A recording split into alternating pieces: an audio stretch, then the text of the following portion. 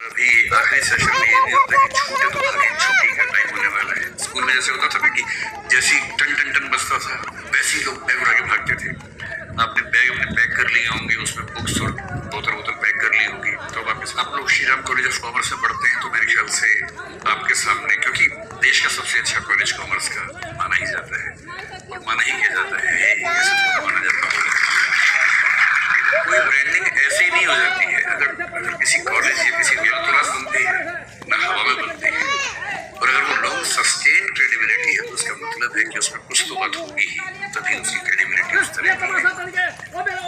तो मैं जब देखता हूँ आजकल के बच्चों को, नई पीढ़ी को, और मैं उनके जब डायलेमास को समझने की कोशिश करता हूँ, स्पेशली उनके दिमाग में जो कॉमर्स या मैनेजमेंट की दुनिया से है, जैसे कि आप,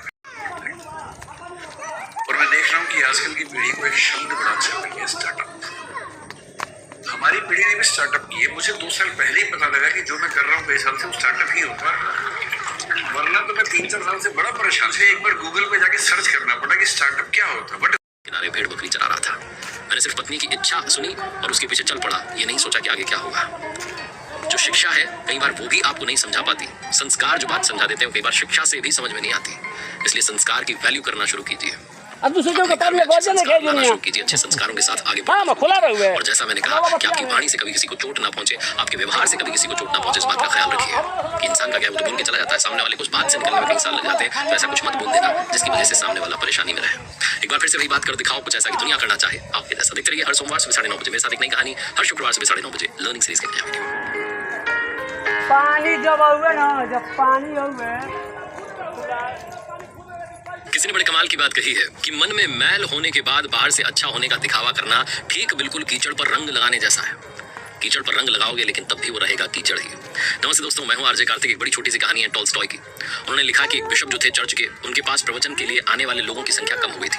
तो बिशप ने पता किया तो उन्हें मालूम चला कि उनके यहाँ जो लोग आ रहे थे वो झील में एक टापू था। उस टापू में एक बड़े पेड़ के नीचे 3 बुजुर्ग महात्मा रहते थे, 3 बूढ़े संत रहते थे। उनके पास में जाने लगे थे और बिशप जो है ये सुनकर के चौंक गए कि 3 महात्मा कब बन गए, 3 संत कब बन गए, हमने तो किसी को उपाधि दी नहीं। ये 3 लोग कौन है, कहाँ से आए? तो लोग कहते थे कि हमें पता नहीं कहाँ से आए, लेकिन बहुत चमत्कारी है। बिशप को समझ नहीं आता था कि क्या हो रहा। धीरे धीरे उनके आने वाले लोगों की संख्या बहुत कम हो गई। तो बिशप जो थे एक दिन नाव में सवार होकर के उस झील में गए। बीच में वो टापू था और उस टापू में एक पेड़ था जिसके नीचे वो तीनों बैठे हुए थे, 3 बूढ़े लोग। जाकर के बिशप ने कहा कि तुम्हें महात्मा किसने बनाया, संत किसने बनाया? तो उन तीनों ने कहा कि नहीं, हमें तो किसी ने नहीं बनाया और आप यहाँ तक आए, आपने कष्ट किया, उसके लिए आपको प्रणाम है। हम कोई संत नहीं, हम तो साधारण मनुष्य हैं। बिशप ने कहा अच्छा ये बताओ तुम्हें प्रार्थना आती है जो हम चर्च में सुनाते हैं, सिखाते हैं? उन तीनों ने कहा नहीं, हमें नहीं आती और हम तो यही सीखने के लिए आपके पास आना चाहते थे। तो बिशप ने कहा फिर तुम क्या करते हो, क्या है तुम्हारी प्रार्थना, क्या बोलते हो तुम ऊपर वाले से? तो तीनों एक दूसरे की तरफ देख के कहने लगे तुम बताओ। बिशप को गुस्सा बोले बताओ ना क्या है प्रार्थना? तो एक ने बताया कि हम ये कहते हैं कि हम 3 हैं और ईश्वर आप भी 3 हैं, हम पर आपकी कृपा बनी रहे। बिशप जो था और आग बबूला हो गया, कहने लगे प्रार्थना है, हम 3 हैं, आप भी 3 हैं, हम पर कृपा बनाओ, चर्च की प्रार्थना याद करो। तो उन तीनों ने कहा बताइए, आप ही बता दीजिए महाराज क्या है प्रार्थना। तो बिशप ने प्रार्थना सुनाई। उन तीनों ने कहा तो बहुत बढ़िया, तो याद ही नहीं होगी। बिशप ने कहा क्यों याद नहीं होगी, बड़ी छोटी सी प्रार्थना है, चलो मेरे साथ साथ रिपीट करना शुरू करो। तो उन्होंने रिपीट करना शुरू किया। फिर वो रिपीट करने के बाद बिशप ने पूछा याद हो गई? तो बोले नाव में सवार होकर के एक बार फिर से उन्होंने रिक्वेस्ट की थी कि एक बार और सुना जाओ। तो नाव में सवार होकर जाते जाते एक बार और प्रार्थना रिपीट करके बिशप वहां से निकल गए और झील के किनारे भी नहीं पहुंचा था कि जोर से आवाज आई, अरे हम बीच वाला हिस्सा भूल गए प्रार्थना का। और बिशप ने पीछे पलट करके देखा तो वो तीनों पानी पर दौड़े चले आ रहे थे और नाव के बिल्कुल पास आ गए तीनों और वहीं पानी में ऊपर खड़े हुए कहने लगे वो बीच का हिस्सा क्या था प्रार्थना का, एक बार बता दो। वो बीच का हिस्सा आपकी बार भूल गए। बिशप ने तीनों को प्रणाम किया और कहा मैं आपको क्या बताऊं, आपकी प्रार्थना सर्वश्रेष्ठ है। जो आप कहते हैं ना हम 3 हैं और तुम भी 3 हो, पर कृपा बनाना, इससे बढ़िया कुछ है ही नहीं। वो कहने लगे नहीं ऐसी बात नहीं, आप तो बताओ। बोले नहीं, मैंने तो सिर्फ पढ़ा ही था कि ईसा मसीह जो थे वो पानी पर चलते थे, कभी इस बात पर यकीन नहीं किया था कि ऐसा थोड़ा होता है। लेकिन आज तुम तीनों को पानी पर चलता हुआ देखा, तुम्हारी प्रार्थना उन्होंने सुन ली। हम तो सिर्फ प्रार्थना पढ़ते हैं, ऊपर वाला हमारी कभी सुनता नहीं, लेकिन तुम्हारी छोटी सी प्रार्थना को उन्होंने सुन लिया है। तुम्हारी सरलता और पवित्रता ही सब कुछ है, इसलिए तो लोग तुम्हारे पास आने लगे हैं। बहुत छोटी सी कहानी जिसका सार ये कहता है कि प्रार्थना सच्चे मन से की जाए, अंदर पवित्रता लाई जाए, तो वो भी आपकी पुकार सुनते हैं। वरना आप मन में मैल भर करके जितना चाहे बोलते रहें, आपकी पुकार नहीं सुनी जाएगी, क्योंकि सरलता और पवित्रता ही सबसे बड़ी प्रार्थना है। एक बार फिर से वही बात जो अक्सर आपसे कहता हूं, ऊपर वाले के आशीर्वाद के साथ, अपनी मेहनत के साथ और अपनों के प्यार के साथ कर दिखाओ कुछ ऐसा कि दुनिया करना चाहे आपके जैसा। देखते रहिए हर सोमवार सुबह 9:30 बजे मेरे साथ एक नई कहानी, हर शुक्रवार सुबह 9:30 बजे लर्निंग सीरीज का एक नया वीडियो। बाकी तीनों ही शानदार है। पंचायत के चौथे सीजन का दुनिया इंतजार कर रही है और इस बीच में आइए आपको सुनाता हूं पंचायत के 5 किरदारों की असली कहानी, जो असली भी है, सच्ची भी है और अच्छी भी है। आप देख रहे हैं लर्निंग सीरीज सीखोगे नहीं तो जीतोगे कैसे। मैं हूं आपके साथ आरजे कार्तिक। सबसे पहले बात करते हैं जीतू भैया यानी कि जितेंद्र कुमार की, जो कि पंचायत में सचिव जी बने। अगर आप एमबीबीएस कर रहे हैं तो आप डॉक्टर बनेंगे, अगर आप आर्किटेक्चर की पढ़ाई करें तो आर्किटेक्ट बनेंगे, लेकिन अगर आप इंजीनियरिंग की पढ़ाई कर रहे हैं तो आपको भी नहीं मालूम कि आप क्या बनेंगे। एक आईआईटीएन जो है वो कमाल कर सकता है और वही क्या है जितेंद्र कुमार ने, जिन्होंने पढ़ाई तो आईआईटी में की लेकिन जॉब उनकी बॉलीवुड में चल रही है। राजस्थान के खैरथल में उनका जन्म हुआ 1 सितंबर 1990 को। बचपन से ही एक्टिंग का शौक रखते थे, अपने यहाँ की रामलीला में एक्टिंग किया करते थे, अलग अलग किरदार निभाया करते थे। तब उन्हें भी नहीं पता था कि वो एक दिन एक्टिंग की दुनिया में बड़ा नाम बन जाएंगे। बड़े होते होते करियर को लेकर के सीरियस हुए, आईआईटी में सिलेक्शन हुआ और लग रहा था कि आईआईटी करने के बाद अच्छा सिविल इंजीनियर बनूंगा, लेकिन उनका करियर किसी और डायरेक्शन में कंस्ट्रक्ट होता चला गया। कॉलेज के आखिरी साल में वो कहते हैं कि मेरे एक दोस्त और सीनियर थे विश्वपति सरकार, उनके नाटक में मैंने एक्टिंग की थी और एक बार जो है उन्होंने मुझे बुलाया, जिनको बिस्वा कहते हैं प्यार से। उन्होंने कहा कि मैं राइटर के रूप में द वायरल फीवर के साथ जुड़ गया हूँ, ये कॉमेडी फिल्म मेकिंग ग्रुप है, तुम भी आ जाओ, तुम्हारे साथ में कुछ काम करते हैं। तो कहते हैं जितेंद्र की जो कंपनी थी ये शुरुआत में यूट्यूब पर 5 से 10 मिनट की कॉमेडी स्केच बनाते थे और उन वीडियोस में जो है जितेंद्र को बिस्वा ने मोटिवेट किया कि आप भी जो है एक्टिंग कीजिए। और कॉलेज खत्म होते होते उनको जब लाके एक्टिंग की बात हो रही तो एक बार मुंबई जाकर के टीवीएफ में बतौर एक्टर वो शामिल हो गए। शुरुआत में ज्यादा उनको काम मिला नहीं, लेकिन 3 महीने परेशान होने के बाद उन्हें लगा कि एक्टिंग तो चलती रहेगी, कुछ काम भी कर लेते हैं। कंस्ट्रक्शन कंपनी में जॉब ढूंढने का उन्होंने फैसला किया। बेंगलुरु में उनकी जॉब लग गई और वो भी बाकी जो आईटी ग्रेजुएट्स होते हैं उनकी तरह काम करने लगे। लेकिन तब टीवीएफ ने कॉमेडी स्केच मुन्ना जज्बाती को रिलीज किया और उसमें इंटर्न की भूमिका जो है जितेंद्र ने निभाई और उसके बाद तो जीवन में सब कमाल ही हो गया। उन्हें पता नहीं था कि मुन्ना जज्बाती इतना वायरल हो जाएगा कि इनके पास में अलग अलग जो प्रोडक्शन हाउसेज है वहां से कॉल आने लगे एक्टिंग के लिए और धीरे धीरे टीवीएफ का एक चेहरा बन गए जितेंद्र कुमार यानी कि जीतू भैया, जिनकी जिस भी सीरीज में आए हैं, जिस भी शो को इन्होंने किया है, सब लोगों ने बहुत ज्यादा पसंद किए। जितेंद्र कुमार कहते हैं कि जब मुझे मुंबई बुलाया बिस्वा ने तो उनसे पैसे लेने की जगह मैंने खुद ही एक्टिंग के साथ साथ पार्ट टाइम काम करना शुरू किया और शुरुआत के दिनों में मैंने कुछ पैसे कमाने के लिए जेईई की जो तैयारी करवा रही थी कोचिंग्स, वहां जाकर के फिजिक्स पढ़ाना शुरू किया। 2 साल तक मैंने वहां पढ़ाया और टीवीएफ की पिक्चर्स आने के बाद उनका करियर थोड़ा ठीक ठाक सा जम गया। उसके बाद तो फिर उन्होंने पीछे पलट करके नहीं देखा। एक फोटो बड़ी वायरल हुई जिसमें जीतू भैया जो है आयुष्मान खुराना के साथ थे जब आयुष्मान खुराना उनके कॉलेज में आए थे और जीतू भैया वहां स्टूडेंट थे और तब शायद उनको एक पिक लेने का मौका मिला होगा। लेकिन किसे पता था कि जीतू भैया यानी कि जितेंद्र कुमार जो है पंचायत के सचिव जो है वो आयुष्मान खुराना के साथ शुभ मंगल ज्यादा सावधान में बतौर लीड एक्टर काम करेंगे और उतना ही उन्हें इंपॉर्टेंस मिलेगा और रोल का जितना कि आयुष्मान खुराना को मिला है। तो लाइफ आपको बहुत सारे रंग दिखाती है, अगर आप मेहनत करते रहे, सही डायरेक्शन में चलते रहे तो जो आपका सपना था एक दिन वो पूरा जरूर होता है। अब कहानी है उनकी, जो प्रोडक्शन हाउसेज में कॉल करके कहते थे कि किसी काले और मोटे आदमी की अगर आपको जरूरत हो एक्टिंग के लिए तो भैया याद कर लेना, मेरा किरदार बिल्कुल फिट रहेगा।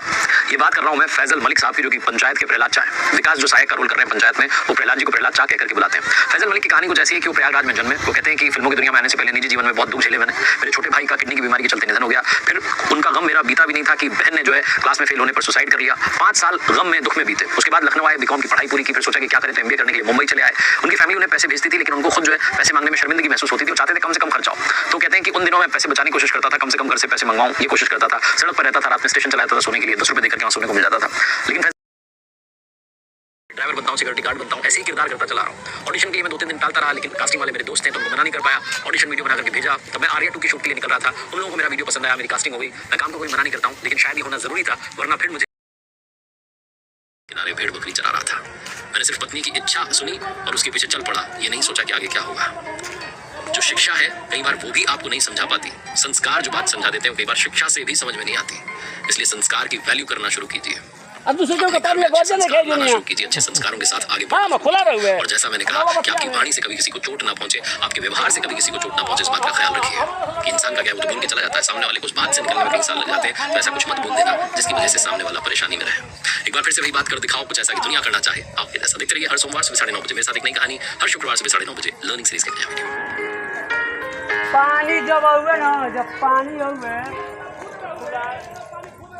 किसी ने बड़े कमाल की बात कही है कि मन में मैल होने के बाद बाहर से अच्छा होने का दिखावा करना ठीक बिल्कुल कीचड़ पर रंग लगाने जैसा है।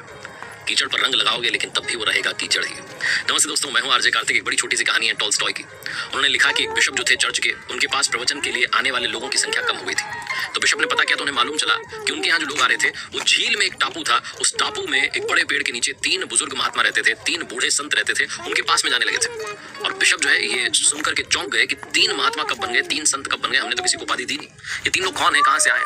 तो लोग कहते थे कि हमें पता नहीं कहाँ से आए, लेकिन बहुत चमत्कारी है। बिशप को समझ नहीं आता था कि क्या हो रहा। धीरे धीरे उनके आने वाले लोगों की संख्या बहुत कम हो गई। तो बिशप जो थे एक दिन नाव में सवार होकर के उस झील में गए। बीच में वो टापू था और उस टापू में एक पेड़ था जिसके नीचे वो तीनों बैठे हुए थे, 3 बूढ़े लोग। जाकर के बिशप ने कहा कि तुम्हें महात्मा किसने बनाया, संत किसने बनाया?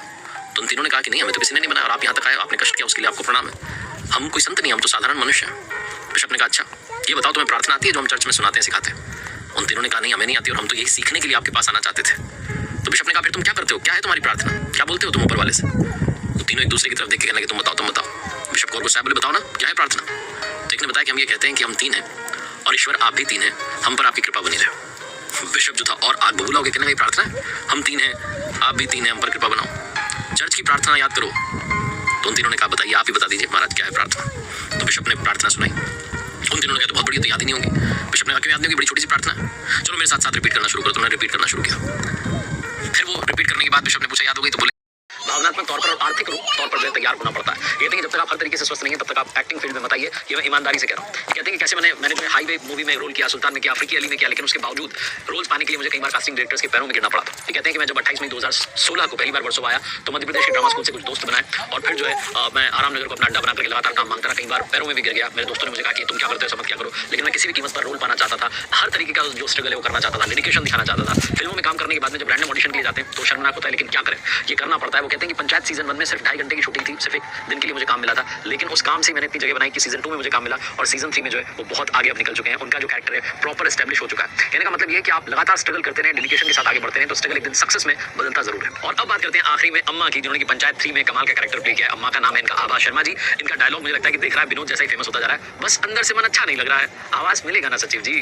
अम्मा का कैरेक्टर जिन्होंने प्ले किया है आभा शर्मा जी, वो बहुत सारी पहली भी मूवीज इस वेब सीरीज में एक्टर्स हैं। सबकी कहानी स्ट्रगल से भरी हुई है और सब यही सिखाते हैं कि लाइफ में अगर आप स्ट्रगल का रास्ता ना छोड़ें, डेडिकेशन के साथ आगे बढ़ते रहें, तो एक दिन सक्सेस आपको जरूर मिलती है। पंचायत 3 के और इंटरेस्टिंग कहानी सुनाई। वो कहते हैं कि गौतम गंभीर जो है, जब मैंने उन्हें मैसेज किया कि आप हमारे मेंटोर बन गए, आपको बहुत बहुत बधाइयां, मैं बहुत खुश हूँ। तो इस मैसेज के रिप्लाई में उन्होंने कहा कि जो भी तू लिख रहा है ना इसके लिए तो थैंक यू सो मच है, लेकिन मुझे बहुत खुशी होगी जब हम ट्रॉफी जीतेंगे और हमारी वो जो पिक्चर है वो सबके सामने आएगी। तो आज वो दिन आ गया। और बारे में मैं आपको कुछ चंद लाइंस में इनका इंट्रोडक्शन देना चाहूंगी। He is an Indian educationist, entrepreneur and founder of दृष्टि IAS, an institute that provides coaching for civil service aspirants in India.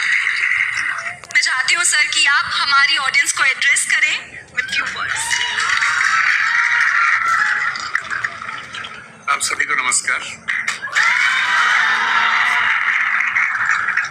कि आपने मुझे इस लायक समझा कि मैं यहाँ पर आऊं और आप सबसे बात करूं, और आपके सभी टीचर्स और जिन बच्चों ने मैनेज किया उन बच्चों की, क्योंकि जब उन्होंने पहली बार मुझसे बात की तो मैंने उनसे कहा कि मैं 12 से 14 तारीख को भारत में नहीं हूँ। मैं मिशिगन यूनिवर्सिटी और येल यूनिवर्सिटी के बुलावे पर अमेरिका गया हुआ था कुछ दिनों के लिए, और मुझे 15 आधा 1 घंटा उन्होंने अपने मार्केटिंग और उससे सारा ज्ञान मेरे ऊपर इस तरह से प्रयोग किया कि मुझे अंत में हार के कहना पड़ा कि ठीक है मैं टिकट कर जल्दी वापस आता हूँ और आपके सेशन में जरूर आऊंगा।